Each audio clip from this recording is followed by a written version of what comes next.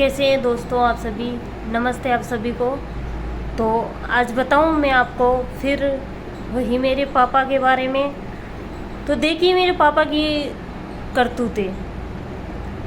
हम इतने बड़े हो गए, समझदार हो गए, उसके बावजूद भी उन्होंने उस औरत का पीछा नहीं छोड़ा। मेरी माँ को इंतज़ार करते करते, मेरी छोटी सिस्टर छोटी थी तब से वो ऐसे गलत कर रहे थे। जब से मेरी माँ से शादी की तब से कर ही रहे थे वो तो। लेकिन उनको छोड़ देना चाहिए था। जब हम जवान होने लग गए तो उनको सोच लेना चाहिए था कि अब मेरे घर पे भी लड़कियां ही लड़कियां हैं और मैं आगे रह के ऐसा करूँगा तो मेरी लड़कियां भी बिगड़ जाएगी। एक दिन मेरा घर बिगड़ जाएगा।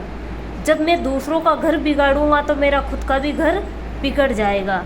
लेकिन ऐसा मेरे पापा ने बिल्कुल भी नहीं सोचा, क्योंकि उनको तो अय्याशी करनी थी। बल्कि मेरी माँ इतनी अच्छी होते हुए, सुंदर होते हुए भी उन्होंने दूसरी औरतों से संबंध रखा। लेकिन फिर भी मेरी माँ ने सहन किया इस बात को कि ठीक है, ये जो भी कर रहा है कभी तो सुधार करेगा इसका। अब मेरी बड़ी वाली बहन अच्छी जुआन हो गई है। वो पूरे दिन खेतों पे बकरियां चराती है। बहुत सारी बकरियां ले रखी थी, कम से कम 20-25 बकरियां थी घर पे। तो हमारे परिवार के लड़कों के साथ और ऐसे जंगलों में मेरी बहन ऐसे बेचारी पूरे दिन बकरियां चराती थी। उसके साथ साथ मेरी माँ रहती थी, वो भी बकरियां चराती थी। और हम थे तो हमें घर पे छोड़ के जाती थी। हम इंतज़ार करते थे कि दोनों माई बेटी कब घर आएगी। इसी तरीके से हमारा जीवन व्यतीत कर रहे थे। और हमारे पापा क्या करते थे, उस औरत को खेतों पे बुलाते थे। उसके खेत भी हमारे खेतों के साइड में ही थे, तो कभी भी उसे वहाँ बुला लेते थे। शराब पीते थे, उसके साथ अय्याशी करते थे। शाम को जाते, फिर उसके साथ सोना और पूरी पूरी रात उसके वहाँ पे रहना। सुबह जाना, हम और हमारी बड़ी वाली दीदी उसे उस औरत के पास से उठा के लेके घर आना। और घर लेके आएंगे तो दोबारा फिर हमें भी मारना और हमारी मम्मी को भी मारना। इसी तरीके से मेरे बाप ने हमारा जीवन खराब किया है। अब आप ही सोचिए कि अगर किसी का पिता इतना गलत है, हमेशा से गलत कर रहा है, तो फिर उसकी औलाद के ऊपर प्रभाव क्यों नहीं पड़ेगा। और जिस औरत से वो बोलता था, उस औरत का पति ऐसा था कि उसे जहाँ बिता दो अपन वहीं बैठ जाए वो। तो आज वो उस औरत का पति अच्छा समझदार होता तो क्या मेरे पापा का इतना जोर लगता उस पर कि वो उसकी पत्नी को रख के बैठता। सभी को पता होता पूरे गांव में। लेकिन उसने क्या किया, उसके पति के श्राप ले ले के हमारी ज़िंदगी। उसने ये नहीं सोचा कि आज मैं इसका घर बिगाड़ रहा हूँ, किसी के पति के श्राप मुझे लग रहे हैं, किसी के साथ मैं गलत कर रहा हूँ तो उसके पति का क्या होगा। उसके बच्चे सोचेंगे कि भाई हमारी माँ ऐसी गलत रास्ते पे चल रही है तो फिर उनका क्या होगा। ऐसा इन्होंने कुछ नहीं सोचा। कहीं लोगों का घर बिगाड़ा, कहीं औरतें के साथ इन्होंने ऐसा किया, तभी जाके आज हमारे को ऐसे दिन देखने पड़ रहे हैं। लेकिन हमारे कोई कसूर नहीं है इसमें कि भाई हमने कुछ गलत किया। अब सोचिए, आप इतने ख़राब बाप होगा किसी का और ऐसे ख़राब हरकतें करेगा, ऐसे औरतों के साथ सोएगा अपनी औलाद के सामने और अपनी माँ के सामने। और वो तो अलग की बात है, लेकिन हमारे घर पे बुला के हमारे घर पे उसके साथ सोना और हमें बाहर कहीं ऐसे पैसे दे के भेज देना दुकानों में सामान लेने के लिए। फिर हमें इंतज़ार करना पड़ता है कि जैसे कब ये बाहर आएंगे और कब हम घर जाएंगे। डर की वजह से हम बार के बार घूमते रहते थे। यही माहौल हमने बचपन से देखा है हमारे पापा का और देखते चले आ रहे थे। अब देखिए और आप आगे की कहानी मेरे पापा की, कैसे क्या किया है उन्होंने हमारी ज़िंदगी में और कैसे हमारी ज़िंदगी बर्बाद करके रख दी उन्होंने। उनकी तो चलो मेरी माँ की तो कर ही दी थी उन्होंने, लेकिन उनके साथ साथ हमारी भी कर दी। हम किस तरीके का जीवन कर दिया है हमारा, सुनिए आप आगे आगे। कैसे हैं दोस्तों आप सभी। तो आप सभी को मेरा नमस्ते।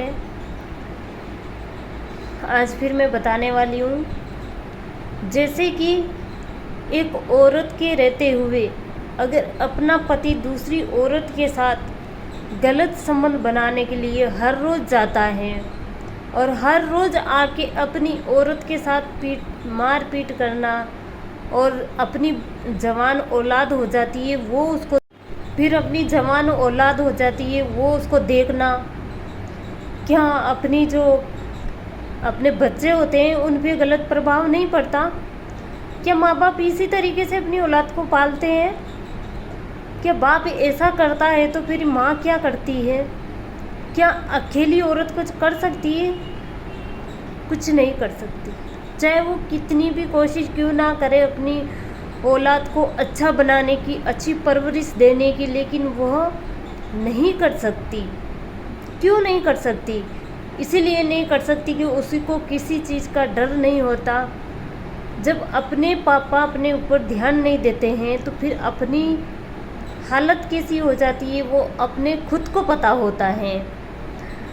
फिर अपने ही सामने, अपनी ही औलाद के सामने अगर अपना ही पापा अगर दूसरी औलाद को अच्छा रखेगा और अपने को सही नहीं रखेगा, फिर उन पे कैसा असर पड़ेगा आप ही सोचिए।